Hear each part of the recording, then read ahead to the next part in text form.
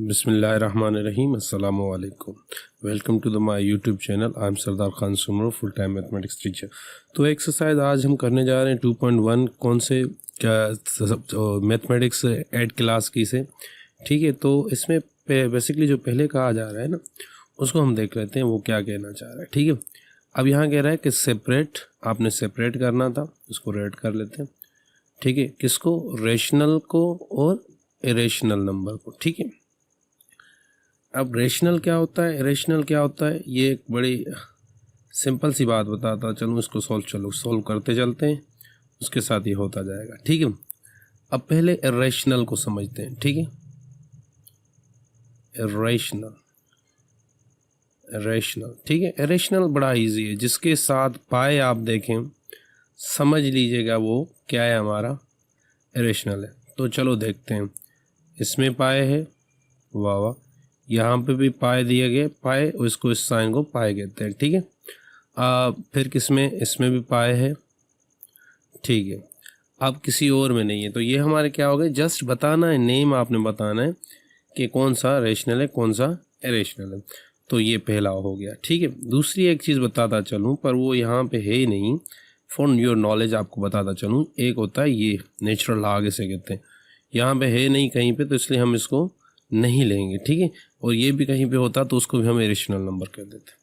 अब बात आता है, ठीक है, किस चीज़ की बात आती है हमारी, याद रखिएगा, अंडर रूट में अगर कोई ऐसा नंबर हो, जैसे कि ये आ गया, अब इसको अगर हम सॉल्व करने की कोशिश करें, अगर 8 को 2 4 द 2 2 द 2 1 द, अब देखें अंडर रूट है तो अंडर रूट में जोड़ी बाहर निकलती है।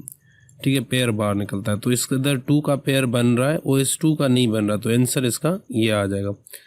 अगर कोई भी चीज़ अंडर रूट में मिली हुई है, अगर उसको हम सिंप्लीफाई कर रहे हैं इस फैक्टर के मेथड से, अगर वो मुकम्मल उसके पेयर्स नहीं बन रहे, तो उसे भी हम क्या कहेंगे, इरेशनल नंबर कहेंगे। ठीक है, अब देखते हैं कौन कौन से हैं। अब देखें, ये भी तो अंडर रूट में है, पर इसको हम चेक करेंगे। ठीक है, चलें भाई चेक करें 36 के। ठीक है, अब 36 के क्या है, 2 18 द 2 9 द, ठीक है, 3 3 द 3 1 द, तो एक 2 का पेयर बना, एक 3 का पेयर, तो पेयर मुकम्मल बने, इसकी तरह कोई एक रह नहीं गया, तो ये परफेक्ट है, तो इसको छोड़ देंगे। ठीक है, तो इसको हम ऐसे टिक लगा देते हैं। ठीक है, अब बात आती है, इसको छोड़ दो, इसमें अंडर रूट है 4 वाले में। ठीक है, इसके भी आप अगर हम फैक्टर निकालें, ठीक है, 4 तो 2 2 द 2 1 द, ये पेयर्स बन गए, तो ये भी हमारा, ये इसको मैं इसको यहाँ पे थोड़ा सा मिटा के यहाँ पे रेशनल लिख रहा हूँ। ठीक है, रेशनल, इसके फैक्टर भी मुकम्मल निकल गए, ये भी रेशनल। ठीक है, अब बाकी अंडर रूट में ये 5 आ गए, देखो 5 के तो निकलेंगे ही नहीं। ठीक है, और 1, देखो 5 के नहीं निकल रहे, तो हम क्या करेंगे, इसको भी हम एज ए इरेशनल कंसीडर करेंगे। वो देखें अंडर रूट नीचे ऊपर, उससे कोई फ़र्क नहीं पड़ता। 11 की, इसको इसकी तरफ आते हैं, पर ये 11 जो अंडर रूट में, ये भी सॉल्व नहीं होगा, क्योंकि इसके भी फैक्टर निकालेंगे तो वो एक ही निकलेगा, तो इसको हम इरेशनल नंबर ही कंसीडर कर रहे हैं। अब देखें ये हो गए, बाकी रह गया ये 8। अब 8 की बात याद रखिएगा, 1 का कोई भी 1 के ऊपर पावर दो, वो 1 ही होता है, तो ये अंडर रूट से बाहर निकल आएगा। ठीक है, अगर ये, तो फिर हमारा ये क्या हो गया, ये भी हमारा रियल हो गया। ठीक है, ये भी, ये भी, ये भी, ये अंडर रूट वालों की बात चल रही है। ठीक है, उसके बाद बात आती है इसकी। अब देखें 9 के फैक्टर निकाले हैं, 3 3 द 3 1 द, मतलब इसके तो पेयर बन रहे हैं, ऊपर वाले के, नीचे वाला 25 है, 25 के पेयर्स निकालें, 5 5 द 25 5 1 द 5, दो इसके भी पेयर्स बन रहे हैं, तो इसके पेयर बन रहे हैं, तो ये भी हमारा रियल हो गया। ठीक है, अब हमें पता चल गया, जिसमें पाए हो या अंडर रूट हो तो कंफर्म हो किसका ये सॉल्व नहीं हो सकता, तो उसे ही हमें रेशनल कहेंगे। ठीक है, बाकी सारे रेशनल। अब रह गई बात किस्म की, इनको थोड़ा चेंज करके जैसे सॉल्व करें, जैसे एक ये है, एक ये है, एक ये है। ठीक है, ये जो है बाकी रह गए 3। अब इन तीनों में क्या है, आप देखें ये देखें ना इसमें अंडर रूट है ना ही इसमें पाए है, तो ये कंफर्म रेशनल ही होगा। ये भी सेम रेशनल ही होगा, ये भी सेम रेशनल ही होगा। अब यहाँ पे एक मसला है 22/7, ठीक है। शायद आप लोगों ने 6 क्लास पढ़ी हो या उससे आगे भी कहीं पढ़ा हो, तो आपको पता होगा जब हम पाए की वैल्यू निकालते हैं ना तो वो निकलती है 22/7। लोग कहते हैं कि सर ये पाए तो इरेशनल नंबर है, तो इसकी जो वैल्यू निकलेगी वो भी इरेशनल निकलेगी। बेसिकली पाए की 22/7 वैल्यू नहीं है, ये इसकी अप्रोक्सीमेट वैल्यू है, ये इसके करीबन आंसर ये आता है। इसको डिवाइड करेंगे तो 3.14 कुछ आएगा, ठीक है।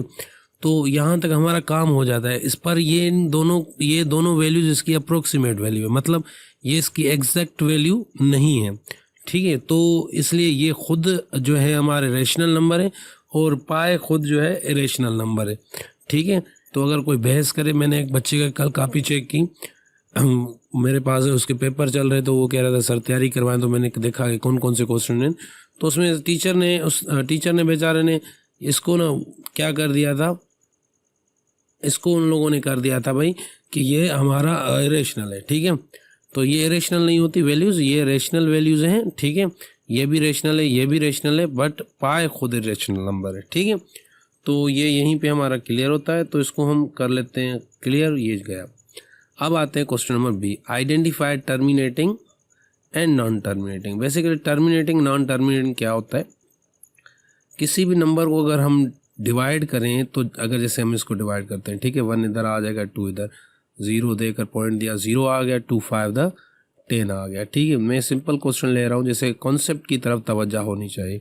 तो इसका आंसर आ गया 0.5, सॉरी इस तरफ 5, तो 0.5। देखें जब इसका रिमाइंडर जो होगा ये नीचे वाला ये 0 0 हो गया, तो ये हमारा टर्मिनेटिंग होगा। क्या हो जाएगा हमारा टर्मिनेटिंग,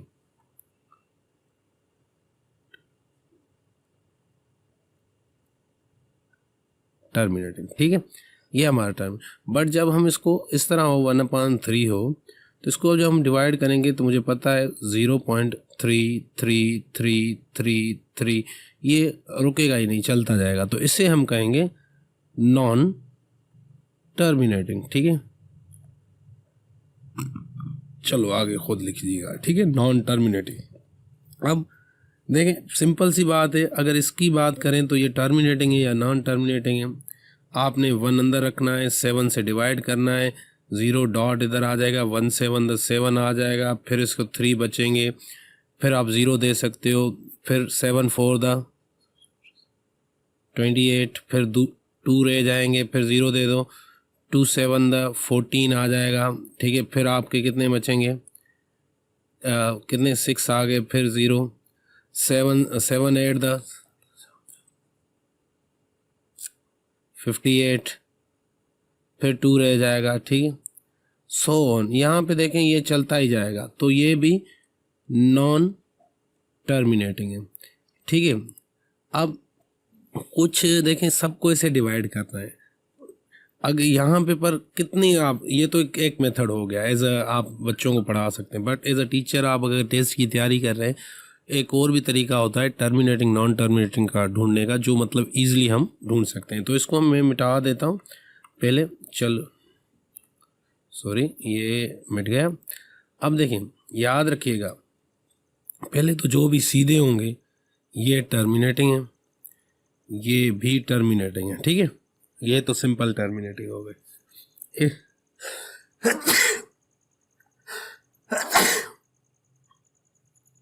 आई एम सॉरी। अब देखें एक और भी चीज़, जैसे इसके नीचे 10 आ गया, ये भी शॉर्टकट है आपका, टर्मिनेटिंग है। 100 आ गया, इसके भी टर्मिनेटिंग है। 1000 आ गया भी टर्मिनेट, मतलब जिसके लास्ट में अगर 0 0 आ जाए ये टर्मिनेट। ये पहली हिंट है भाई, सीधा नंबर रखा हो नीचे कुछ ना हो वो टर्मिनेटिंग है। जिसके 10 100 1000 10,000 लाख मतलब सीधे 1 देकर सारे 0 रहो, वो भी टर्मिनेटिंग है। अब दूसरी ट्रिक बताता हूँ, याद रखिएगा 2 और 5 ये मैजिकल नंबर्स हैं, ठीक है। अब देखें किसी के नीचे अगर ये डायरेक्ट 7 है और 2 और 5 हो तो वो टर्मिनेटिंग होंगे, बाकी अगर इनसे अलावा हो तो वो क्या होंगे, नॉन टर्मिनेटिंग। तो ये आप देख रहे हो ना 2 है ना 5 है, तो ये नॉन टर्मिनेटिंग हो गया। ये भी 3 आ गया तो इसे भी हम नॉन टर्मिनेटिंग कहेंगे, ठीक है। अब 11 आ गया, अब ये भी नॉन टर्मिनेटिंग हो गया। 3A नॉन टर्मिनेटिंग आ गया, 5A नॉन टर्मिनेटिंग आ गया, ठीक है। 6A, ठीक है, 26। अब इसके किस तरह करेंगे, ठीक है। ये जब 6 आ जाए ना, जब देखें आप 2 और 5 नहीं है, दूसरा है, तो उसको चेक करें, ठीक है। अब देखें 7, 3, 11, 3, 5 ये क्या थे, प्राइम नंबर थे। प्राइम नंबर उन्हें कहते हैं जिन पे खुद का टेबल लगता है, ठीक है। पर ये 6 प्राइम नहीं, जो प्राइम नहीं होंगे वो कंपोजिट को आपने फैक्टर निकालें, 2 3 द 3 1 द।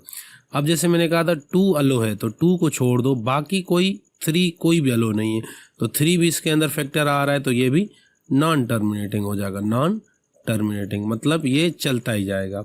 अब 26 ये भी जो है प्राइम नहीं है, तो इसके फैक्टर निकालो, 26, 2 13 द 13, 13 1 द 13।